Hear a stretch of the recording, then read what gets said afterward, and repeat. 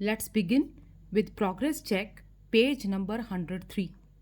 First question, name the following. Contraction phase of the heart, systole. Second, the structure that holds the heart valves in position, cordae tendineae. Now question number 2, mention the phase of heartbeat in which both the arterioventricular valves are closed, ventricular systole. Now, starting with the next topic, the blood vessels. The blood vessels are branched tube-like structures extending from heart to all parts of the body. These blood vessels, they carry blood to all parts of the body. Diagram of all the blood vessels plus differences between arteries and veins are very important from examination point of view. Label diagram of all blood vessels and differences are very important. Now there are three kinds of blood vessels: arteries, capillaries and veins. Starting with artery. Arteries. An artery is a vessel which carries blood away from the heart towards any organ. So arteries, they always carries blood away from the heart. And as they carry blood away from the heart, they carry oxygenated blood. Now pulmonary artery, in the case of pulmonary artery, it carries blood from heart to lungs. But pulmonary artery is carrying deoxygenated blood. So that's why pulmonary artery is exception in this case. Now, starting with the characteristics of an artery, they have thick muscular wall. Look at this diagram. This is the external layer made up of connective tissue. After this middle layer is made up of smooth muscles and elastic fiber. In arteries, this middle layer is very thick. And arteries have narrow lumen. This central bore from where the blood flows is narrow in arteries. Next, the blood in it flows in spurt. Means the blood which is flowing through the arteries, it moves with a sudden burst of speed. As ventricles contract, they pour blood with great pressure in aorta, and same blood is transferred to the arteries under high pressure. So that's why it rushes inside the arteries. So that's why it flows with a sudden burst of speed. Now next, a vein is a vessel. Now starting with the vein. A vein is a vessel which conveys the blood away from the organ towards the heart. Means veins always bring blood towards the heart. As they bring blood towards the heart, they carries deoxygenated blood. Now in the case of pulmonary veins bring blood from lungs to heart, but they bring oxygenated blood. So pulmonary vein is exception in this case. Except pulmonary vein, rest of the veins carries deoxygenated blood. And same with pulmonary artery. Except pulmonary artery, rest of the arteries carries oxygenated blood. Now starting with the characteristics of vein. Veins have thin muscular walls. Look here, this is external layer, and after that middle layer which is made up of smooth muscle is thin in the case of vein. They have wider lumen. The central bore from where the blood flows is wider in comparison to arteries in vein.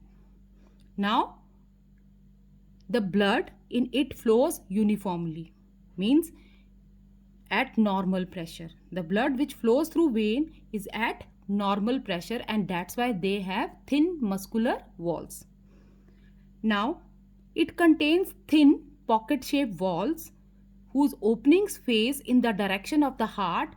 These walls prevent the backflow of the blood. Now veins. In veins, blood flows at normal pressure, and most of the times veins carries blood against gravity. So to prevent backflow of the blood in veins, they have walls at different places. Now these are the veins, pocket-shaped walls which are present in veins. Again, this diagram is also very important. Now aorta brings blood out of the heart. As it come out, it splits into arteries. And then arteries splits into many branches and we call them as capillaries. And after exchange of substances, these capillaries, they combine to form venules. And venules combine to form veins, and again veins are attached to vena cava, which bring back blood to the heart. Now as arteries splits, they splits into number of branches, and those branches have narrow diameter in comparison to artery, and we call them as arterioles. Arterioles are highly muscular and can change their diameter manifold. They can change their diameter many times. Arterioles again breaks up into more branches, and those branches of arterioles are called capillaries. Now starting with the explanation of capillary. A capillary is a very narrow tube about 8 micrometer in diameter. So they have very narrow diameter. Now its walls consist of a single layer of squamous epithelial cells. Outer, the external layer of capillary is 1 cell thick, and that layer is made up of squamous epithelium or epithelial cells.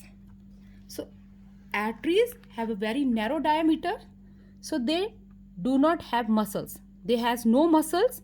The total number of blood capillaries present in our body are uncountable.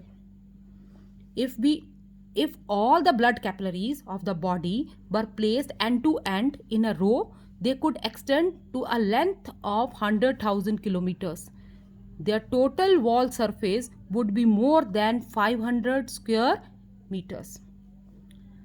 Now the function of capillaries, very important one. The first one is to allow outward diffusion of oxygen into the intercellular fluid and from there into the tissue cells.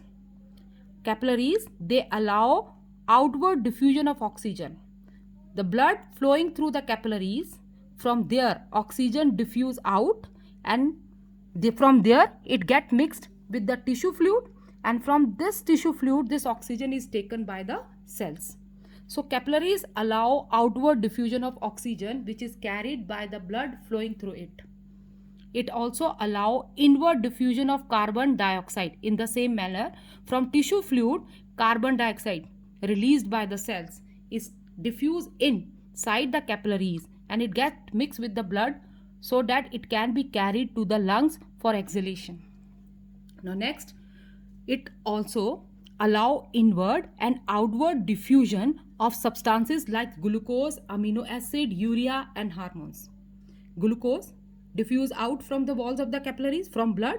Glucose diffuse out from the walls of the capillaries, get mixed in tissue fluid, that is intercellular fluid, and from there it is taken by the cells. In the same way, amino acid also get diffuse out from the walls of the capillaries, get mixed with the intercellular fluids, and from there it enter cells. Urea, again this urea, it diffuse in from tissue fluid, it diffuse inside the capillaries, get mixed with the blood, and blood carries it to the excretory organ. In the same way, hormones are also carried in the same way. It also allow leukocytes, that is WBCs, to squeeze out through the walls of the capillaries, that is by the process of diabadesis, by the means of amoeboid movement. Now capillaries have the power of dilating, that is vasodilation, and contracting, vasoconstriction. Both the term you have studied in class 9th. So they have a power of vasodilating or contracting, means they undergo vasodilation or vasoconstriction. During summer, when the outside temperature is too high, so to regulate our body temperature, the capillaries which are attached to the skin, to the outer that organs or to our skin, they get dilated so that more blood can flow towards the skin and we can lose heat to maintain our body temperature. And that's why when we walk in hot sun, our face turn pink. That is due to vasodilation, more blood is flowing towards our skin which turns our face pink. In summer, as outside temperature is low, So to prevent the loss of heat, the blood vessels attached to the skin contracts, and that is known as vasoconstriction. So that's why as less blood is flowing towards the skin in winters due to contraction of capillaries, our face turn bluish. Now next topic, that is capillaries gradually reunite and increase size, assuming same three layers. Now arterioles split into capillaries, and the capillaries which are nearer, now these capillaries which are nearer to the arterioles, they are known as arterial capillaries, and the capillaries which are nearer to the venule, they are known as venous capillaries. So all capillaries, after the exchange of substances, they start combining together, and they combine together to form venule, larger in diameter in comparison to capillaries. Then these venules join to form larger veins, and these veins are attached to vena cava, which bring back blood to the heart. Now next is differences between arteries and veins. Again, one of the important topic. Already you have done all these things. Now just going to revise it. The first difference is definition. Blood vessel which carries blood away from the heart into the organ, arteries, and the blood vessels which carry blood away from an organ towards the heart, veins. Now structural differences, very important. Beta, arteries progressively branched, means they branch, means the artery has a more larger diameter in comparison to arterioles. So they, as they move on, they branch out and their diameter decreases. Veins, they reunite and their diameter increases. Now smallest artery breaks into arterioles. The artery, it breaks into arterioles, and arterioles breaks into capillaries. In the same way, veins, they arise from venules, means venules combine to form vein.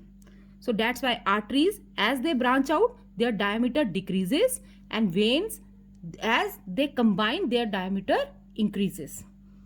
Now arteries have thick and more muscular wall. Veins have thin and less muscular wall. Arteries, as they have thick muscular walls, that's why they are elastic. Here walls are non-elastic. Narrow lumen, wider lumen. They do not have walls. Arteries have no walls because blood is flowing under great pressure, so they do not require walls. But here, as blood flows smoothly in veins and against gravity, so they have walls to prevent back flow of the blood. Very important point. Beta, arteries can contract or relax. They can constrict or dilate to control the blood flow. In veins, cannot constrict. Arteries usually deeper placed in our body. They are superficial, can be seen easily. Arteries do not collapse when empty due to thick muscular walls. When they are empty after death, they do not collapse. Veins, when they are empty, they collapse. Blood flows with jerk. As the blood is moving with a great speed, so it flows with a jerk with ventricular contraction. Here, blood flows continuously under a normal pressure. But arteries carries oxygenated blood except pulmonary artery, and veins carries deoxygenated blood except pulmonary vein. Hope everything is clear to you. Revise the topic properly. Now let's begin with the progress check given on page number 104. Now the first is, this question is fill in the blanks. First is, the veins have thin and less muscular wall and have valves to prevent back flow of blood. Veins, wall and valves. And last one is blood. Second, artery carry blood to an organ and break up into arterioles ending in capillaries. Third, walls of the capillaries consist of a single layer of squamous epithelial cells. Fourth, the substances to and from the tissues diffuse through the walls of the capillaries. So revise it properly. Next we will start with double circulation. Thank you.